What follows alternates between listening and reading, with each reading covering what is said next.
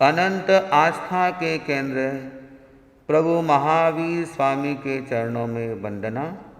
अध्यात्म सुमेरु परम पूज्य गुरुदेव आचार्य श्री महाश्रमण जी के चरणों में वंदना।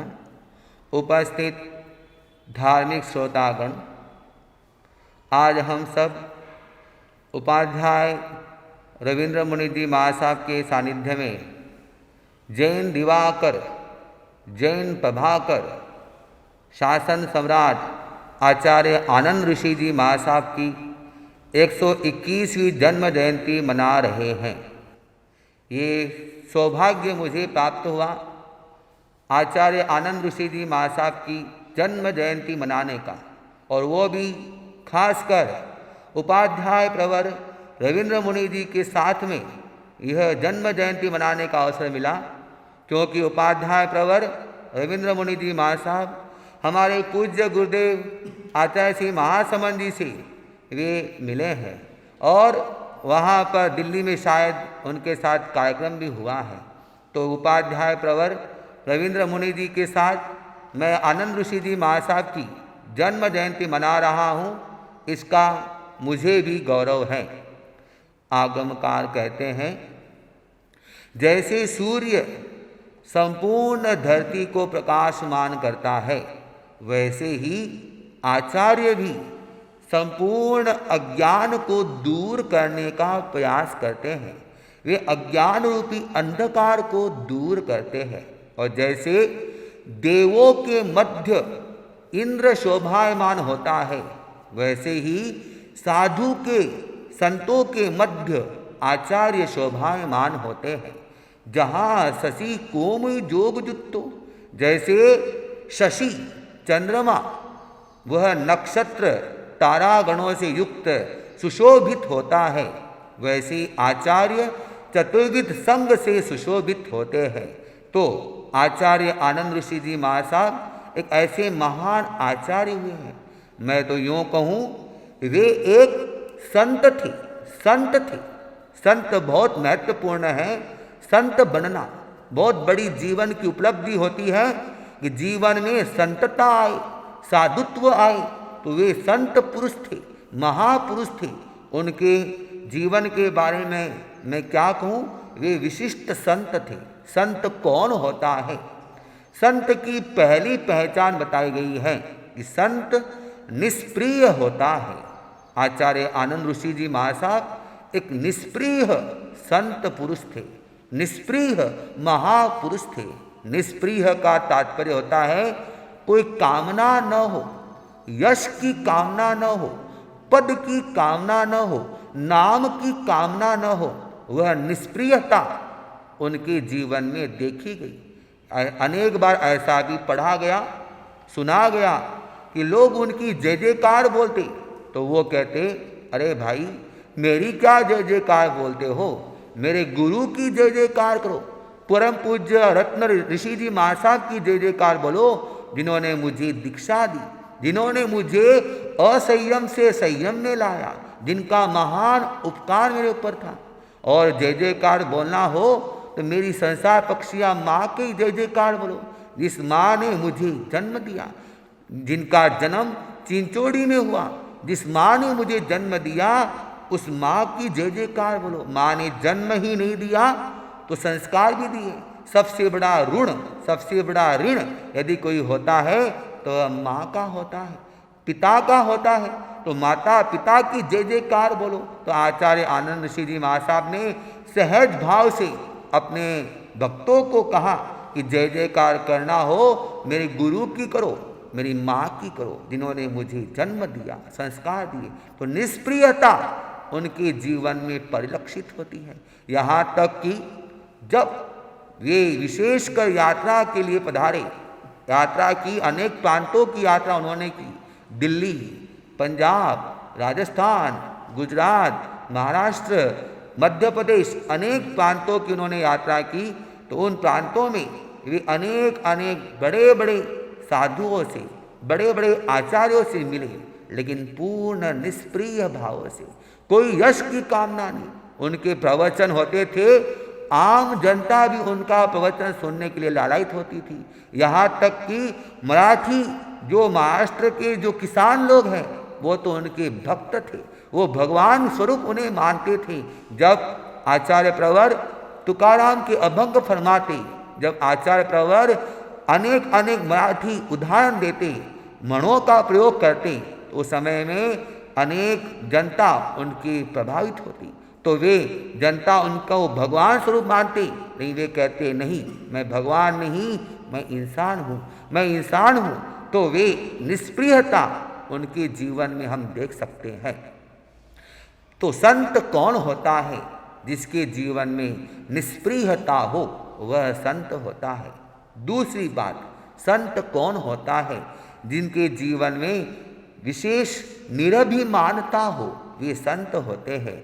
आचार्य प्रवर के जीवन को हम देखें तो वे एकदम अहंकार रहित निरभिमान वे साधक थे, संत थे। अभिमान उनको छुआ तक नहीं। कितनी बड़ी विनम्रता थी, कितनी बड़ी विनम्रता। जहाँ जहाँ भी उन्होंने यात्रा की, बड़े बड़े संतों से मिले। मरुधर के श्री मिश्रीमल जी महाराज साहब, अनेक अनेक संतों से, मोहनलाल जी महाराज साहब, अनेक शुक्ल चंद्र जी महाराज साहब, उपाध्याय अमर मुनि जी महाराज साहब, अनेक संतों से, बड़े बड़े दिग्गज, यहाँ तक कि वे हमारे धर्म संघ के महान गुरुदेव आचार्य तुलसी से भी उनका मिलना हुआ। तो वे एकदम आचार्य तुलसी से भी मिले तो निरभिमानता, उनके जीवन में निरभिमानता देखी जाए तो बिल्कुल अहंकार का लेश नहीं था। आज तो अनेक लोग समाज में, परिवार में विग्रह का कारण कोई है तो वह है अहंकार। समाज में, परिवार में लड़ाई का कोई कारण है तो वह है अहंकार। अहंकार में आकर आदमी झुकना पसंद नहीं करता। लेकिन झुकता कौन नहीं है? जो मुर्दा होता है वह नहीं झुकता है, जो विनम्र होता है वह झुकता है। नमे सो आंबा आंबली, नमे सो दाढ़ी दाख, आंख बेचारो क्या नमे, जाकी ओछी साख। जिसकी साख ओछी होती है वह नमता नहीं है। लेकिन जो भीतर में ज्ञान का भंडार जिनके जीवन में होता है, जिनके जीवन में विनम्रता का भंडार होता है, वे विशेष कर निरभिमान होते हैं। तो आचार्य आनंद ऋषि जी महाराज साहब निरभिमान संत थे। संत कौन होता है? जिसके जीवन में निष्प्रियता हो। संत कौन होता है? जिसके जीवन में निरभिमानता हो। और तीसरी बात, संत कौन होता है? जिसके जीवन में निर्मलता हो। आचार्य आनंद ऋषि जी महाराज साहब का जीवन देखिए, पूरा जीवन लगभग 92 साल की उम्र उनकी हुई और लगभग 13 साल की उम्र में उन्होंने दीक्षा ली। तो करीब करीब वे एक प्रकार से उन्होंने संयम जीवन बहुत लंबा पाया, बहुत लंबा संयम जीवन पाया। 13 साल की उम्र में दीक्षा लेना और 92 साल तक उनका जीवन क्रम चला। तो संयम जीवन इतना लंबा चला, लगभग आप देखें 80 में एक कप, लगभग इतना उनका जीवन क्रम था। पूरा संयम यात्रा उनकी चादर उजली रही, उजली चादर रही। जो चादर उन्हें अपने पूज्य गुरुदेव से प्राप्त हुई, उस चादर को उन्होंने जीवन पर्यंत उज्जवल रखा, निर्मल रखा। तो संत वह होता है जिसका जीवन निर्मल होता है। उनके जीवन में निर्मलता थी, पवित्रता थी। उनका आभा मंडल इतना निर्मल था, पवित्र था। इस आभा मंडल में आकर हर कोई उनका भक्त बन जाता था, हर कोई उनका विशेषकर उनके चरणों में झुक जाता था। बड़े बड़े विग्रह भी उनके सामने शांत हो जाते थे। तो वह निर्मलता का ही प्रभाव था। मैं अपना सौभाग्य मानता हूँ कि मुझे उनकी स्तवना करने का मौका मिला, और विशेषकर मैं और सौभाग्य मानता हूँ क्योंकि मेरी संसार पक्षीय जन्मभूमि है लोनार, महाराष्ट्र। लोनार मेरी जन्मभूमि है, जिसे लोनार सरोवर के नाम से भी जाना जाता है। आचार्य आनंद ऋषि जी महाराज साहब ने जालना चतुर्मास किया 1978 का चौमासा शायद जालना किया। वहाँ से विहार कर जब वे सिकंदराबाद पधार रहे थे, हैदराबाद सिकंदराबाद पधार रहे थे 1979, उस समय उनका लोनार पधारना हुआ। और उस समय में मैं यो मानो मैं माँ के गर्भ में था। उनका पधारना हुआ, मैं माँ के गर्भ में था। मेरी माँ ने संसार पक्षिया माँ ने उनके दर्शन किए। मेरी माँ संसार पक्षिया माँ ने उनसे मंगल पाठ श्रवण किया। यो मंगल पाठ श्रवण का ही प्रभाव माने उनका वहाँ से विहार हुआ और मेरा जन्म हुआ। उनका वहाँ से विहार होना हुआ और मेरा जन्म हुआ। तो उस समय मेरी संसार पक्षिया बुआ ने कहा कि आचार्य आनंद ऋषि जी महाराज पधारे, एक आनंद गया दूसरा आनंद आया है, इसलिए मेरा नाम उन्होंने आनंद रखा। और मैं अपना एक विशेष सौभाग्य मानता हूँ कि उनके मंगल पाठ से, उनके आशीर्वाद से मैं भी साधु बना, मैं भी दीक्षा लिया। वो गर्भ के संस्कार मुझे प्राप्त हुए और मुझे भी दीक्षा लेने का मौका मिला। मैं अब आनंद से आलोक बन गया, लेकिन उसमें आनंद जो स्फूर्णा है, उस स्फूर्णा के पीछे आनंद ऋषि जी महासाब का ही एक विशेष आशीर्वाद ही मैं मानता हूँ। और मैं अपने भीतर भी वह संतता का भाव सतत आए, ये भावना मैं भाता रहता हूँ। तो आचार्य आनंद ऋषि जी महासाब की इस जन्म जयंती के अवसर पर मैं अपनी ओर से विशेष भावांजलि अर्पित करता हूँ, विनयांजलि अर्पित करता हूँ। और यह संत पुरुष के प्रति एक समर्पण का भाव रखता हूँ और वह संतता भी सब में आए, यह भावना मैं भाता हूँ। विशेषकर समाज में विकास हो रहा है, समाज में आधुनिकता का विकास हो रहा है, समाज में आर्थिक विकास हो रहा है। ऐसी स्थिति में समाज में विशेषकर ये 3 सूत्र आए, निष्प्रियता का सूत्र, निर्भिमानता का सूत्र और निर्मलता का सूत्र। वे आचार्य आनंद ऋषि जी महासाब से इन 3 सूत्रों को सीखने का प्रयास करें।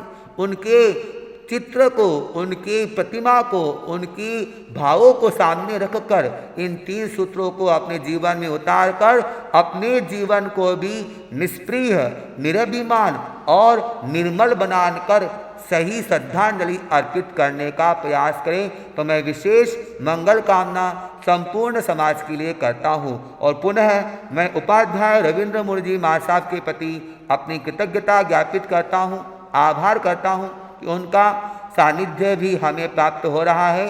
उपाध्याय रविंद्र मुनि जी महासाब बहुत वरिष्ठ संत हैं। ज्ञान में, तत्वज्ञान में, साधना में और सरलता में उनका बहुत विशेष एक पहचान है।